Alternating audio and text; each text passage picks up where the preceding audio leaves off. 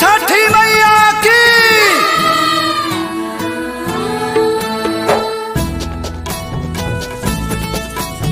ए जी का हर बार तो हमनी के छठ गा बजा के ए तरीका से करबे करेनी जा। हाँ तो काहे ना अब की बारी कुछ नया तरीका से गा के छठ मनावल जा। पूजो में नया तरीका होला का? हाँ जी कुछ गाई ना। पहले तो ही शुरू कर। हाँ तो सुने।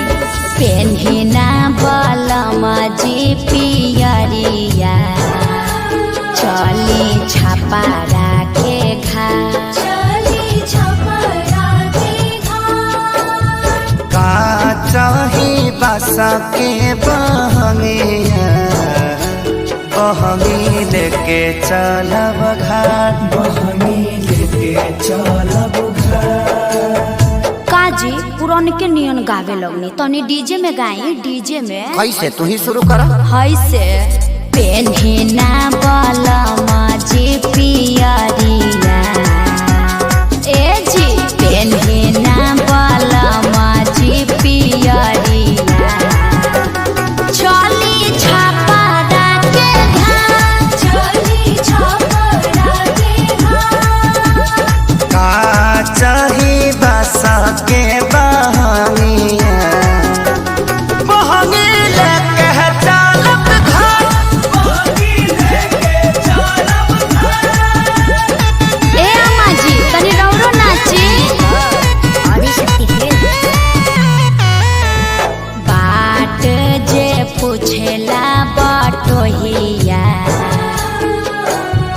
बाट जे पूछेला बटोहिया ई दल के करा के जा ई दल के करा के जा।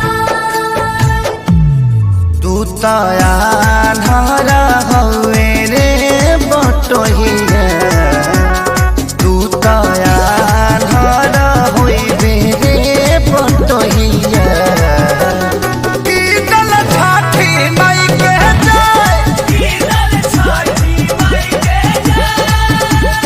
का चाही बासा के बहंगिया तब बहंगी ना चहका ना जाए बहंगी ना चहका ना जाए बहंगी ना चहका ना जाए।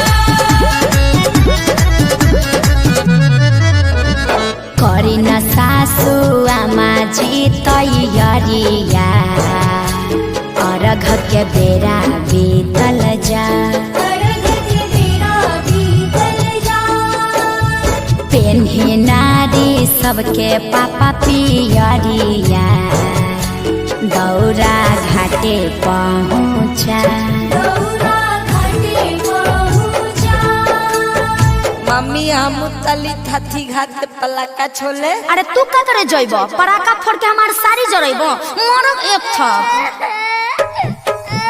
छठी घाटे करबे डरामा ओही जा हो जाई बाबा ओही जा हो जाई बाबा।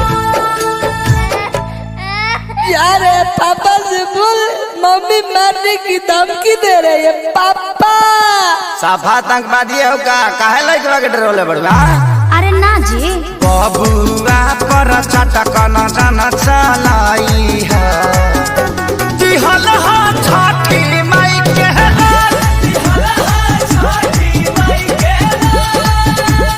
अच्छा ठीक बा ना मारब ई तो हमरो पता बाजी। खीर पावन ह छठी मैया खुश रहो नैहर ससुराल खुश रहो आंगना दुआर खेसारी पवन वाले रही प्यार। हे छठी मैया तनी कश्यप जी पर ध्यान देत रही ह विवाद से बचाई ह।